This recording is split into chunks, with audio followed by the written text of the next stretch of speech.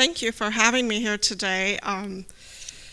This is not really my area, so I'm honored to be here with you.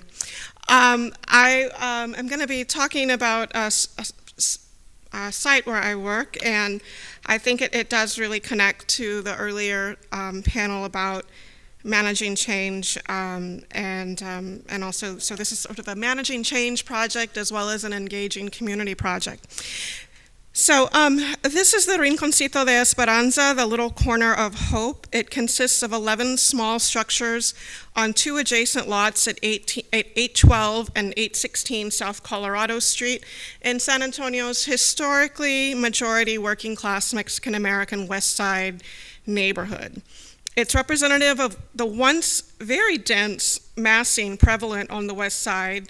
The extant lots formerly included 808, 812, 816, 818, 820, 822, and 824, if you can believe that, from here to here. The Esperanza Peace and Justice Center, which is the mother organization of the Museo del West Side, purchased the central portion, this yellow house, in 2001 to serve as the base for their Arte es Vida West Side Cultural Project. And by 2007, they bought the southern lot here with this building right here, which was formerly called Rubens Ice House, a neighborhood ice house. The following year, in 2008, through some visioning sessions with the community identified a desire to transform that building into a museum. And just, sort of spoiler alert, 10 years went by, and then in 2018, they hired me to make that happen. So we acquired the northernmost lot, these 2 little houses here, as well as 5 more that are behind it that you can't see. We acquired those in 2017. Basically, one day a for sale sign appeared in front of those houses, and even though it wasn't really in our plan, we were very worried that they would be purchased by a flipper and demolished, and so we just bought them. They are now going to be rehabbed and incorporated into the whole Rinconcito and be part of the Museo complex. The Rinconcito is a visible reminder of an earlier era when working class families built multiple small homes on a single lot in order to make ends meet. While just 20 years ago, this massing could be seen all along the 800 block of South Colorado, today we are surrounded by vacant lots, cleared by land speculators. Behind the property, what you can't see in that photo, is a new structure that we built. So the majority of the structures at the Rinconcito date from the turn of the century to the 1930s. And yet this one we built in 2017. We built it out of a compressed earth block, or adobe, to represent the history of adobe in San Antonio. So San Antonio's west side used to have a lot of adobe, and basically it was regulated out of existence. So when we built this, it was the first commercial adobe structure to be built in the west side in a century.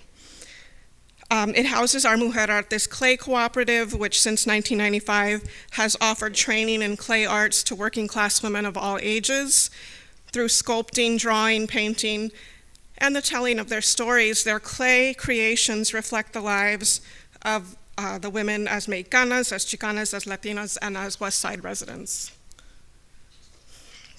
One thing I want to point out about our buildings at the Rinconcito is that for the most part, they do embody the key aspects of what cultural geographer Dan Arreola has defined as the principal elements of the Mexican-American housescape. So that's the fence enclosing the property, the vivid exterior colors, and the yard signs. We're actually a little low on yard signs, so I'm hoping we can get some more. But again, I just want to talk about the density for a minute because it's a recurring story here. But the density there, very common to the period of major growth in the West Side, which is starting in the 20s and 30s, and that has to do with the Mexican Revolution. Before we get into the density issue, I do just want to talk about one of the defining moments in San Antonio's history as well as West Side history. And next year will be the centennial, so this is a major piece of the research that I'm working on right now. But in 1921, there was a huge flood in San Antonio. And these are different representations from newspapers, one from La Prensa, the Spanish language paper, and one from The Light, an English language paper. One of the things that, if you're from San Antonio, you've probably heard of the 1921 flood, and probably the most dominant images of the 21 flood are these very dramatic photos of downtown buildings with water, up to chest height, people standing on the balconies of second floor buildings downtown, pointing at the water, that sort of thing. So economically, downtown took a hit from that flood, but I know right there it says 57 cadavers, but I actually think it was 52. But 49 of the 52 people who died in the flood were West Side residents, and they lived right along the Alizon Creek, which is in the West Side. So the images are very dramatic downtown, but the real loss was on the West Side. Within days of this flood, the city announced that they were going to build a dam so that this kind of flood would never happen again. That's the Almost Dam, if you're familiar with it. That dam prevented that kind of flooding from hitting downtown again. It did nothing for the West Side.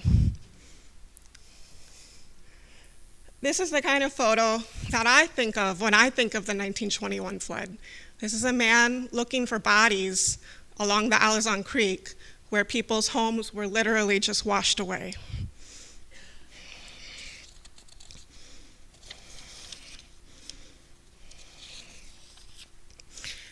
In the aftermath of the flood and the loss of lives and the loss of housing, thousands of people were homeless in the West Side after the flood.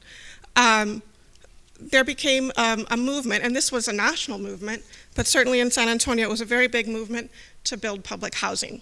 So that's where I'm taking you next. This is going to be a video, and it's timed, so I have to talk real fast. So I'm sorry about that.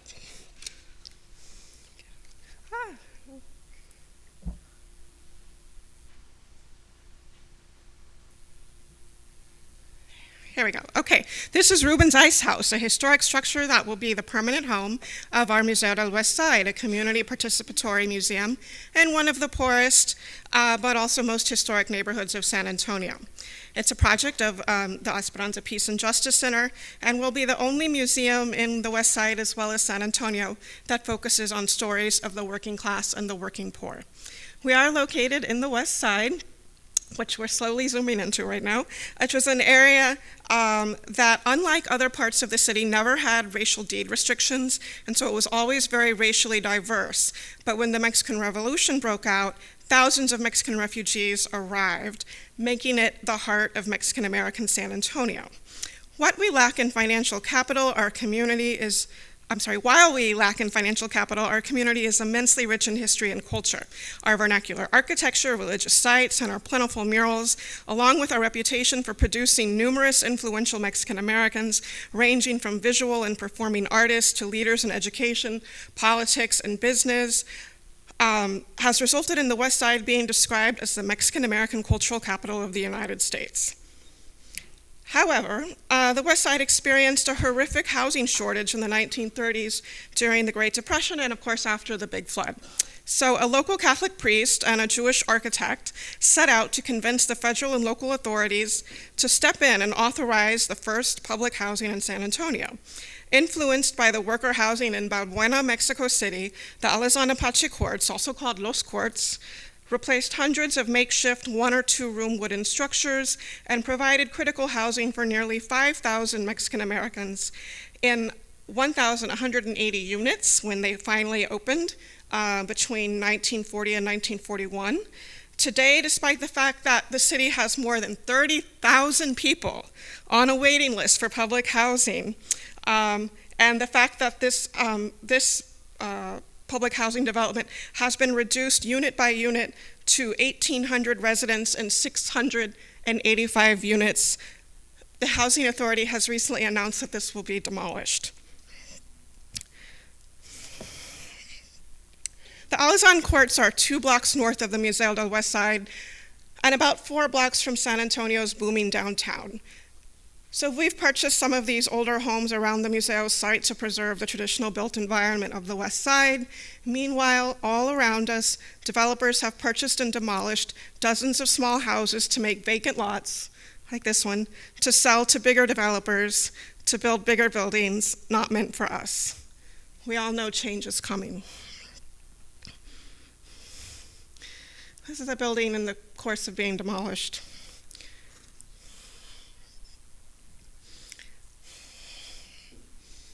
But the residents of the Alazan, seen here, are key members of the community we serve. In fact, the president of the Alazan Apache Courts Resident Association is on our board. Residents of Los Courts have been integral to the culture of the West Side for 80 years. The current residents of Los Courts have no way of knowing where they will end up or how they will maintain their social networks once their homes are demolished.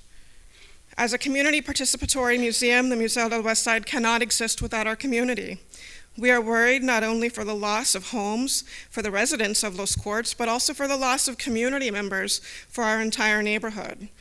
What will the museo look like without these community members? We have a responsibility to stand with them as they face an uncertain future, and it's also our uncertain future. So, we recognize that landscapes change.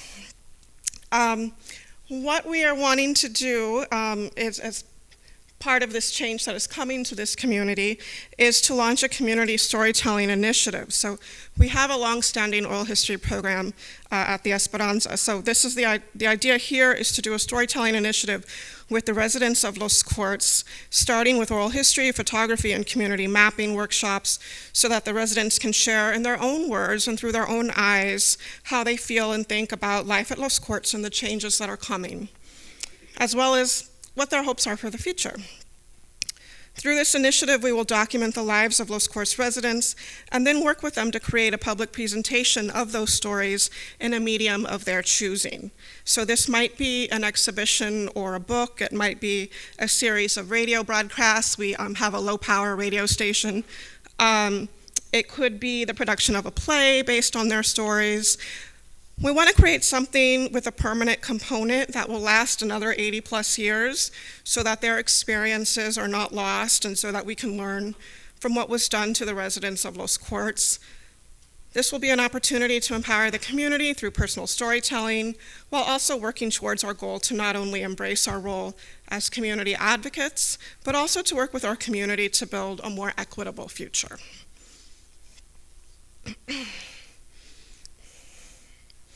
The residents of Los Courts have already let it be known that they are not idly sitting by while the Housing Authority makes decisions about their futures. In the wake of these plans to demolish the Alazan Courts, we saw evictions of Courts residents rise. They increased threefold since 2010 as of last fall. Residents facing eviction for maintenance issues or unpaid fees, they feel like they have no other option than to go public. And these are some of the residents having a public meeting about the evictions. We hope to channel this willingness to go public with their stories into group storytelling, such as our monthly oral history gatherings where we share stories in a group setting. We've previously collaborated with the musician Lourdes Perez to transform some of these oral histories into songs and into a book, so that's another idea for this project, to turn it into something musical.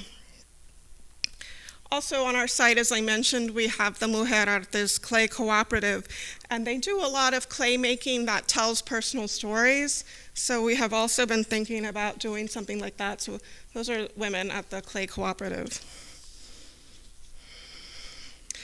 We believe the power of storytelling can transform lives, and we hope to launch this storytelling program with the residents of the courts later this year to confront their impending removal due to gentrification and give them the space to share their lives again in their own words and through their own eyes. And I always am a little hesitant to show things like this because I think that it maybe inadvertently discounts just regular folks, but I also understand that this is a category on the National Register. So these are some celebrities who came out of the courts. Up at the top there, we've got Eva Garza, internationally known musician, Gloria Rios, queen of rock and roll in Mexico, Blanca Rodriguez, who just last year was named a National Heritage Fellow in Washington, D.C., Lidia Mendoza, who also was a National Medal of the Arts recipient and also appears on a U.S. postage stamp, a bunch of politicians, well-known Professor Ignacio Garcia, Al Alonso, popular judge, Gilbert Vasquez, a prominent businessman. So, there's a lot of shame in this country around poverty, but so many